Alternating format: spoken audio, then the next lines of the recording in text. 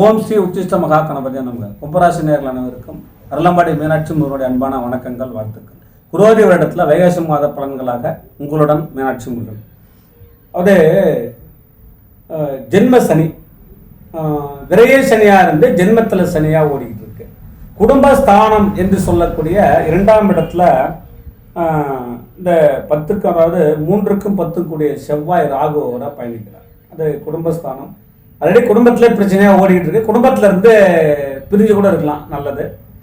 குடும்பத்தை விட்டு பிரிந்தவர்களுக்கு ஒரு மனசுக்கு சந்தோஷமாக இருக்குது. நான் குடும்பத்தில் தான் இருக்கேன், என் மனைவி குழந்தைகளோட வாழ்ந்துட்டு இருக்கேன் அப்படின்னா அடிக்கடி மனைவியுடன் கருத்து வேறுபாடுகள் அமையும்.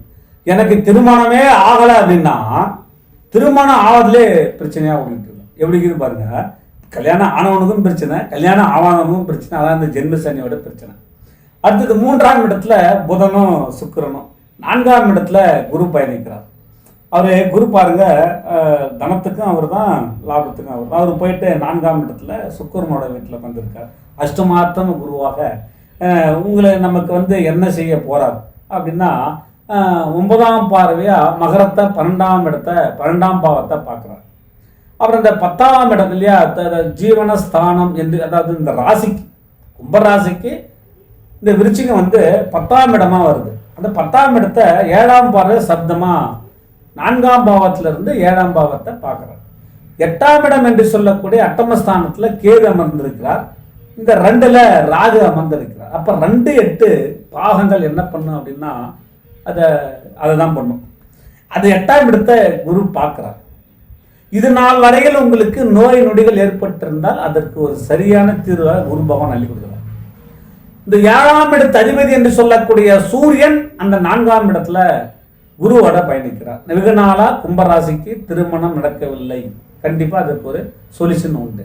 பிரிந்த மனைவி உங்களுடன் சேருவதற்கான அற்புதமான காலகட்டம். நீங்க போய் உட்காந்து பேசி அழைச்சிட்டு வந்துருங்க. அடுத்தது குடும்பத்துல மனைவியுடன் நீங்க எவ்வளவு தாழ்ந்து போகிறீர்களோ அவளுக்கு உங்களுக்கு சிறப்பு. இது கும்பராசி கணவனுக்கும் பொருந்தும், கும்பராசி மனைவிக்கும் பொருந்தும். ரைட். அடுத்தது நான் ஒரு தொழில் செய்கிறேன் அப்படின்னா திடீர்னு பணம் வர மாதிரி இருக்கு, அது இல்லாமலே போயிடும், செலவாக போய்கிட்டு இருக்கும். நீங்கள் யாருக்கு பணம் தரணுமோ அவன் காலையில் 6 மணிக்கு ஃபோன் பண்ணுவான். ஆனால் நீங்கள் உங்களிடம் இருந்து யார் வாங்கிட்டு போனானோ அவன் போனை எடுக்க மாட்டான். இதுதான் முன்னுக்கு பின் முரணான பலன்களை நீங்கள் அனுபவித்து கொண்டிருக்கிறீர்கள். இப்போ 2ஆம் இடத்துல இருக்கிற செவ்வாய் 3ஆம் இடத்துல ஆட்சி பெறும் காலங்கள் வரைக்கும் இந்த செவ்வாய் பகவான் எப்போ அங்கே ஆட்சி பெற போறார் அப்படின்னா 31/5/2024 வராரு. எங்க மேஷத்துக்கு வர போறார். ஸோ அப்போ ஃபர்ஸ்ட் ஆஃப், அதாவது இந்த செவ்வாய் டிரான்சிட் ஆகிற வரைக்குமே இந்த பணப்பிரச்சனை, மனப்பிரச்சனை, கடன் பிரச்சனை வந்துட்டு இருக்கு. அது மேல் பட்டு கொஞ்சம் ரிலாக்ஸேஷன் ஆகும். அது இந்த புதன் பகவான் என்ன பண்றாரு அப்படின்னா வைகாசி மாதம் 31ஆம் தேதி மிதுனத்துக்கு போறார். அதாவது வைகாசி மாதம் 31ஆம் தேதி வரைக்கும் சுக்கிரன் செல்கிறார் உங்கள் ராசிக்கு. அதாவது இந்த புதன் 3லிருந்து 4க்கு போறது, 4ஆம் இடத்து 5ஆம் இடத்துக்கு டிரான்சிட் ஆவார். அப்போ புதன் டிரான்சிட் ஆகிற வரைக்கும் 5க்கு 8க்கு உரியவர் இல்லையா அவர். அந்த 8ஆம் இடத்தை குரு பார்த்துக்கிட்டே இருக்காரு. அப்போ அந்த சூரியன் குரு புதன் சேர்க்கை, சுக்கிரனுடைய சேர்க்கை. அப்போ அந்த சுக்கிரன் டிரான்சிட் இந்த மாதத்துல 2 டைம் டிரான்சிட் ஆகுது. ஸோ இந்த மாதிரியான காலகட்டங்கள்லாம் பார்த்தோம் அப்படின்னா கும்பராசி நேயர்களுக்கு கடன் வாங்குறது, கடன் கொடுக்கறது, ரொட்டேஷன் ஆகுறது.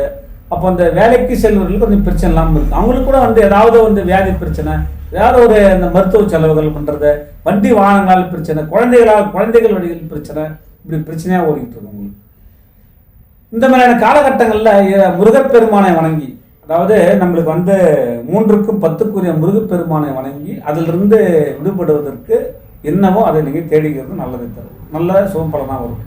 இப்போ கும்பராசிக்கு அதை நடக்குது, இது நடக்கும், கொட்டுது, குடையுது, அதை பண்ண போது இது என்ன நடக்க போகிறது கிடையாது. நடக்கிறது சுபப்பலனா அசுபப்பலனா 2 கலந்து நடக்கும். அசுபப்பலன் அதிகமாக இருக்கும். அப்பா மனசு விட்டுச்சு அப்படின்னா இன்னொரு பிரச்சனை தேடிட்டு வரும். அதான் ஜென்ம சனி. அப்போ இறைவன் உங்களை சோதிக்கிறான் என்றால் உங்களை கைவிட மாட்டான் என்ற அர்த்தம். உங்களை கடவுள் ரொம்ப நேசிக்கிறார். இப்போ கும்பராசி நேயர்களை பூரா நிறைய கடவுள் உங்களை நேசித்துக் கொண்டிருக்கிறார். அதனால தான் கஷ்டமாக கஷ்டத்தை தாண்டு இந்த சமுதாயம் யார் என்பதை உனக்கு உணர்த்தி கொண்டிருக்கிற அற்புதமான காலகட்டம் தான் இந்த ஜென்ம சனி.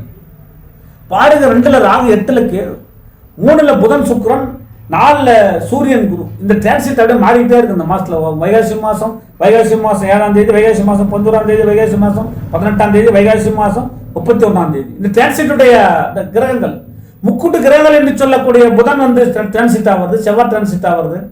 சுக்கிரன் வந்து மேஷத்திலிருந்து ரிஷபத்துக்கு வந்து ரிஷபத்திலிருந்து மிதுனத்துக்கு போகிறார். புதன் அதே மாதிரி 3 டைம் பயிற்சி ஆகிறார். வைகாசி மாதம் 10 நாட்களுக்கு மேலே 15ஆம் தேதிக்கு மேலே இந்த ஒரு நல்ல பலன்கள் கொஞ்சம் நடக்கும். இந்த கொடுக்கல் வாங்கல் பிரச்சனைகள் கொஞ்சம் ஓய்ஞ்சிடும். இந்த மழை குழந்தைகளுடைய பிரச்சனைகள் ஓடிக்கிட்டே இருக்கும். இந்த 5க்குரிய புதன் 3 இடத்துல டிரான்சிட் ஆகுறாரு. செவ்வாய் வீட்டுக்கு வராரு, சுக்கிரன் வீட்டுக்கு வராரு, அங்கே சூரியனோட பயணிக்கிறார். ஸோ நண்பர்களுடைய கொடுத்த பணம் வருமானம் வராது, எப்படியாவது கெஞ்சி வாங்கிக்க வேண்டியதுதான். அப்போ எதிர்பார்த்த பணம் கையில் வருவதற்கு அது திக்கு முக்காடி போயிடுயா, பணமே வரமாட்டேங்குது. சரி, வந்த பணத்தை ஒரு வயன சயன சுகம்னு சொல்லக்கூடிய 12ஆம் இடத்தை குரு பார்த்துக்கிட்டே இருக்கார்.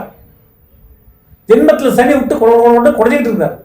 ஸோ இந்த மாதிரியான காலகட்டங்களில் இந்த சனி பகவான் வந்து பார்த்தீங்கன்னா இப்போ ராகுனுடைய சாரம் பெற்று அவர் வந்து சதய நட்சத்திரத்தில் பயணித்துக் கொண்டிருக்கார். ராகு வந்து 3ஆம் இடத்துல இருக்கார். இப்போ முயற்சிகள்லாம் ஒரு தடை, கசப்பான சம்பவங்கள். இறைவனை வேண்டுவதா, இறைவனை வேண்டாமல் விட்டு விடுவதா? குலதெய்வத்தை வணங்குங்கள், முன்னோர்கள் வழிபாடு செய்யுங்கள், காகத்திற்கு அன்னமிடுங்கள், ஹேண்டிகேப்ட் என்று சொல்லக்கூட உடல் ஊனமுற்றவர்களுக்கு உங்களால் முடிந்த உதவிகளை செய்யுங்கள். அதான் நீங்கள் டைரெக்டாக உங்களுக்கு கடலில் இருந்து விடுபடுறதுக்கு ஒரே வழி.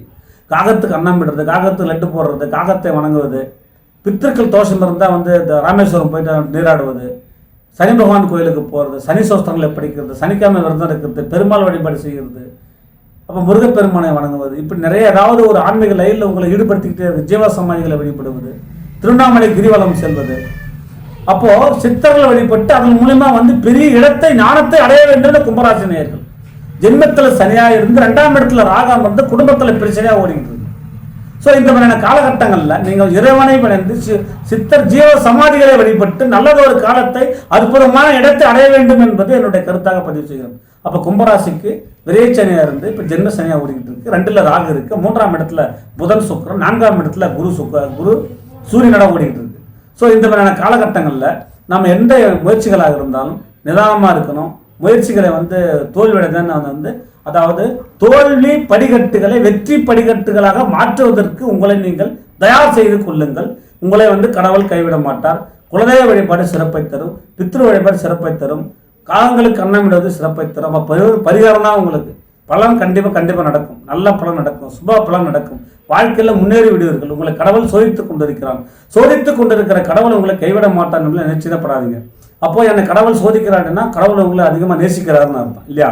அப்போ இந்த கும்பராசி நேயர்கள் கஷ்டத்தை மறந்து இறைவனை வணங்கி அதாவது சித்தர்கள் வழிபாடு செய்து முன்னோர்கள் வழிபாடு செய்து குலதெய்வத்தை வணங்கி உங்களுக்கு என்ன கூறணும்னா குலதெய்வத்தை கேட்ட வேண்டியதான் வேறு வழியே கிடையாது. எனக்கு இது நடக்குதா, இது போகுதா, கடன்காரம் வரான், கடன் வாய்ப்புகள் வருது, வித்து கடன் வரல, பிஸ்னஸில் எல்லாம் ஆகிட்டேன், பிரச்சனையாக ஓடிட்டு இருக்குது, மேலே திட்டுறான், எல்லாமே இருக்கும். அதை தான் நமக்கு அந்த கும்பராசிக்கு அதான் நடக்குது. இந்த 2.5 வருஷம் வரைக்கும் சனி பேச்சு வரைக்கும் நடக்குமா, அதை போயிட்டு ஒன்றும் நடக்காது. ஆனால் அந்த நட்சத்திரத்தில் பிறந்த இந்த நட்சத்திரத்தில் பிறந்தது அதெல்லாம் வாய்ப்பே கிடையாது. அது என்ன நடக்குமா நடக்கும். அது வந்து நல்ல பலனை கெட்ட பலனை நம்ம மனசை பொறுத்து உண்டு இல்லையா? ஸோ அதனால் இந்த கும்பராசி நேயர்கள் ஜென்மசனி அதை மறந்துட்டு அடுத்த மாதமாக இருக்கிற குரு வந்து 12ஆம் இடத்தை பார்க்கறது, 10ஆம் இடத்தை பார்க்கறது, 8ஆம் இடத்தை பார்வை செய்கிறது, தொழில் வழியில் மேன்மை அடையணுமாங்கிறது, படிப்பில் கவனம் செலுத்தி குழந்தைகளை படிக்க வைக்கிறது, குழந்தைகள் வந்து படிப்பில் நாட்டம் இல்லாமல் இருக்குது. இந்த கும்பராசிகள் பிறந்த குழந்தைகள்லாம் அது செவ்வாய் ராகசிவ காம்பினேஷன்றது என்னை வீட்டு விட்டு கூட ஓடுறதுக்கான அமைப்பு கூட அங்கே இருக்கும். ஸோ அவர்களை வந்து நல்லா வழிப்படுத்தி நல்ல ஒரு டாக்டரை பார்த்து மனதத்துவ நிபுணர்களை வச்சு அந்த குழந்தைகளை சரி பண்ணுமாங்கிற விஷயங்கள்லாம் வந்து நடப்பதற்கான ஒரு வாய்ப்பு உங்களுக்கு உண்டு. அதே மாதிரி பார்த்தோம்னா அவங்களும் நல்ல பலனாக சொல்லி உங்கள் மனசை கெடுக்கிறத விட, கெட்ட பலனாக சொல்லி உங்கள் மனசை வந்து இதுபடுத்துறதை விட, அதாவது நல்லதும் கெட்டதும் கலந்த வாழ்க்கையை உங்களுக்கு இறைவன் கொடுத்து கொண்டு இருக்கிறான். அதை ஏற்றுக்கொண்ட மனப்பக்கத்தோட இறைவனை வணங்க வேண்டும் என்பது என்னுடைய கருத்தாக பதிவு செய்கிறேன். அதாவது வந்து இப்போ வைகாசி மாதம் இல்லையா, ஆவணி மாதத்துக்கு மேலே தான் கொஞ்சம் ஃப்ரீ கிடைக்கும் உங்களுக்கு. ஸோ அது வரைக்குமே வந்து நிறைய கடன் கொடுக்கறது வாங்கிறது அந்த அமைப்புகள்லாம் வந்து நல்லா இருக்குது உங்களுக்கு. அப்போ கும்பராசி நேயர்கள் கடவுளுடைய பிள்ளைகள், கடவுளுடைய குழந்தைகள்.